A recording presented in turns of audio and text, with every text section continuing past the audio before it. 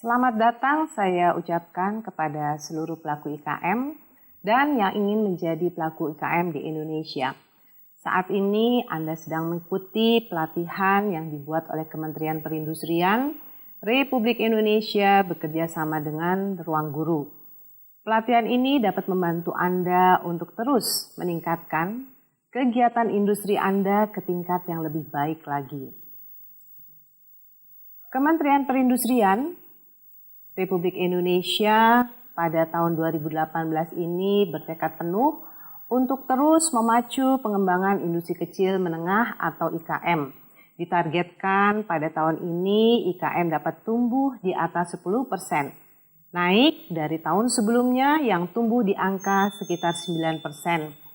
Beberapa upaya yang ditempuh untuk mencapai target tersebut adalah dengan memperkenalkan program e-Smart IKM. Di samping itu, dibuat juga wadah khusus yang berbasis digital berupa pelatihan secara online untuk mendorong kompetensi para pelaku IKM agar lebih baik lagi. Pelatihan online tersebut diselenggarakan oleh Kementerian Perindustrian Republik Indonesia, dalam hal ini Direktorat Jenderal IKM, di mana kami bermaksud untuk membina Anda sekalian dalam lingkup nasional agar dapat terus mengembangkan kompetensi dan juga pengetahuan Anda demi meningkatkan kegiatan industri untuk menumbuhkan perekonomian bangsa. Akhir kata, saya ucapkan selamat belajar dan juga selamat berlatih untuk Anda semua. Jangan pernah sia-siakan kesempatan belajar yang telah disediakan oleh pemerintah. Terus giat belajar dan teruslah ikut bekerja melalui kegiatan industri untuk ikut serta menumbuhkan harkat dan martabat bangsa di mata dunia. Halo rekan-rekan IKM sekalian, selamat datang di pelatihan IKM Mobile Learning Kementerian Perindustrian Republik Indonesia. Sebelumnya, Anda sudah melihat sambutan dari Ibu Dirjen IKM yaitu Ibu Gati Wibawaningsih. Beliau mengungkapkan bahwa Direktorat Jenderal IKM Kementerian Perindustrian menargetkan bahwa di tahun 2018 ini kegiatan IKM di Indonesia dapat tumbuh di atas 10%, meningkat dari capaian tahun 2017 sekitar 9% pertumbuhannya. Tentu target tersebut tidaklah mudah untuk dicapai. Karena pada dasarnya, untuk menjadi pelaku IKM yang berhasil memang tidaklah mudah. Perlu semangat yang tinggi, optimisme, dan kerja keras yang terus dilakukan, tidak pantang menyerah. Agar hal tersebut terlaksana, maka pihak Kementerian Perindustrian Republik Indonesia juga tidak segan-segan untuk memberikan beberapa bantuan program dan pelatihan yang materi pembelajarannya dapat berguna untuk mendorong pertumbuhan usaha Anda sekalian. Nah, kali ini pelatihannya berbentuk pelatihan digital yang bisa Anda pelajari di mana saja dan kapan saja Anda mau. Pelatihan ini pada dasarnya merupakan fasilitas yang diberikan oleh pemerintah agar Anda mengenal beberapa hal yang penting untuk jalannya usaha Anda.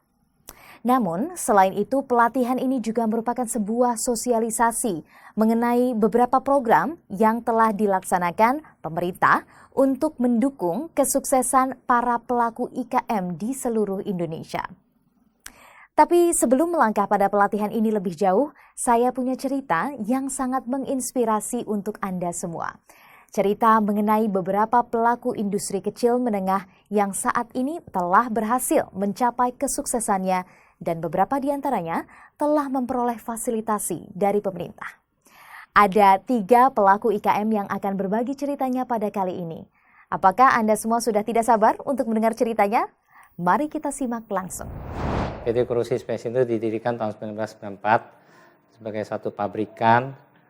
Kami selain adalah satu-satunya perusahaan dalam negeri yang memproduksi peralatan corrosion monitoring dan double block and bleed valve, kami juga mempekerjakan seluruh 100% warga negara Indonesia, di mana kami sekaligus mempunyai program R&D, Research and Development, yang bisa membuat kebanggaan produk-produk yang selama ini kita produksi. Dari perusahaannya sangat kecil, di mana cuma berjumlah 10 orang, sekarang sudah mencapai kira-kira 150 orang. Dan 100% tenaga adalah tenaga dalam negeri. Dan dengan bantuan pemerintah di tahun 2015 dari Kementerian Perindustrian memberikan fasilitas bantuan dana untuk pembelian mesin CNC. Serta di tahun 2017 kami juga mendapatkan bantuan dana untuk mengembangkan lab mechanical kami, sehingga lebih bisa mengembangkan jasa-jasa lab kepada industri yang kami saat ini menjual. Kami saat ini sudah mendapatkan sertifikasi internasional ISO 9001, ISO 14001, ISO 18001, serta pengakuan dari lembaga internasional untuk memproduksi peralatan instrumentasi di mana bisa dipakai di industri migas. Dengan sendirinya produk kami itu lebih mudah untuk mendapatkan order dari perusahaan migas maupun dari para kontraktor migas selama ini. Nah, ini bantuan yang sangat signifikan untuk membantu kami meningkatkan penjualan selama ini. Produk yang kami produksi ini sekaligus sekarang sudah mengekspor ke hampir 20 negara di seluruh dunia. Nah, itu tadi ya cerita pertama. Tentu saja banyak hal yang bisa diambil dari cerita tadi. Tapi tenang, masih ada cerita menginspirasi lainnya. Mari kita simak lagi. CV Viva Food berdiri kira-kira beberapa puluh tahun yang lalu, tepatnya pada tahun 83, setelah saya resign dari sebuah perusahaan pangan di Pulau Gadung. Nah, saya mulai dari uang pesangon yang saya peroleh, saya mencoba untuk membeli beberapa peralatan sederhana, seperti sebuah freezer kecil sebesar freezer es krim yang ada di beberapa supermarket, kemudian juga mesin giling, kemudian oven seperti oven ibu rumah tangga. Saya memulai di sana dengan satu macam produk saja, yaitu beef burger. Saya beri nama Best Burger. Juga saya mencoba untuk membuat produk-produk dari produk daging segar beku untuk memberikan pembelajaran kepada konsumen bahwa produk yang beku itu sama baiknya dengan produk yang segar, daging segar, jika diperlakukan dengan benar. Jadi selama kurun waktu yang sekian lama, kalau capaian yang saya peroleh, saya bersyukur bahwa saya mulai dari ruangan yang sangat kecil, 1,5 meter kali 6, yang sekarang kira-kira sudah sekitar 3.000 meter ya. Kemudian juga dari karyawan 2 orang awal mulanya, sekarang sudah hampir 90 orang. Dengan variasi produk yang saya katakan awal dari satu macam produk saja, sekarang sudah mungkin lebih dari 15 macam produk. Pada prinsipnya saya menganggap bahwa produklah yang selama ini saya pertahankan dengan standar yang sesuai dengan harapan perusahaan. Jadi Viva Food selalu meletakkan produk Viva Food pada kelas yang premium. Artinya pertama dia harus enak, bergizi, aman, dalam arti kata thayyib, dan halal. Selain itu juga mudah disajikan, mudah didapatkan, dan sebagai konsumen tentunya akan bertanya, kalau seperti itu bagaimana harganya? Tentu dengan harga yang pantas dan tetap terjangkau. Jadi saya mementingkan mutu produk.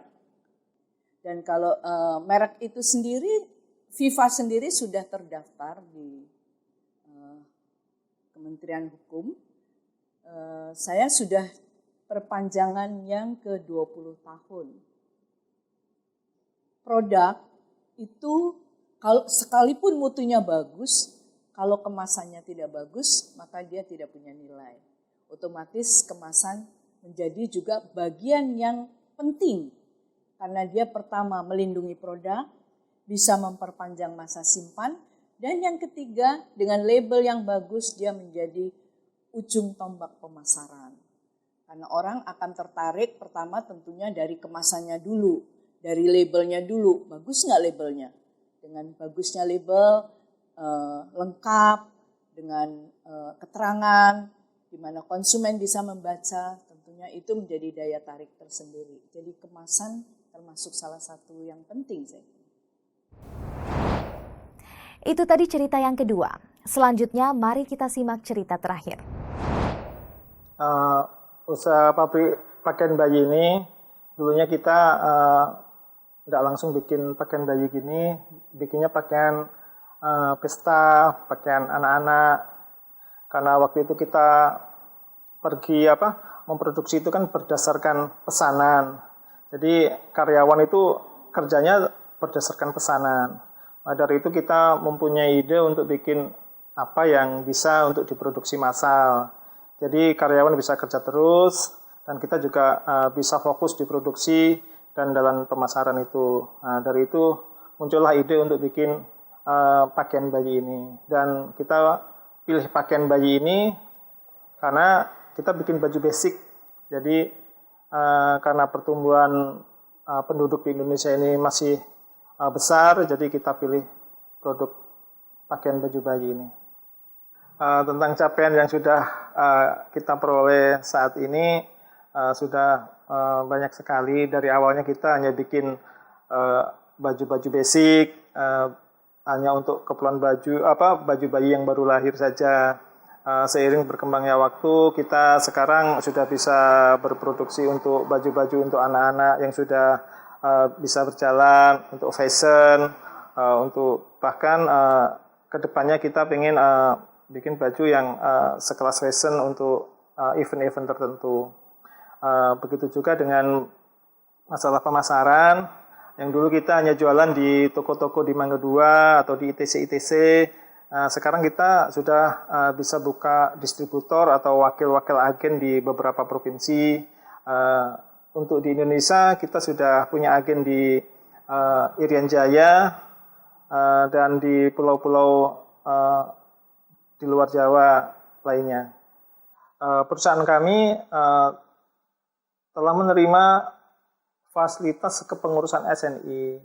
Dari fasilitas itu dampaknya ke customer atau ke masyarakat itu sangat baik sekali.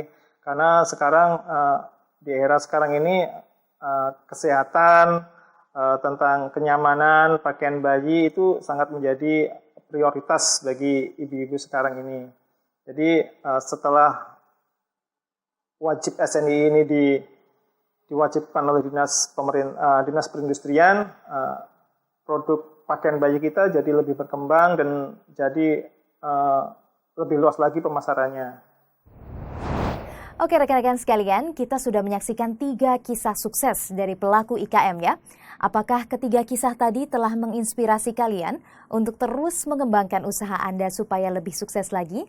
Kalau jawabannya ya, tentu Anda tidak bisa hanya berdiam diri.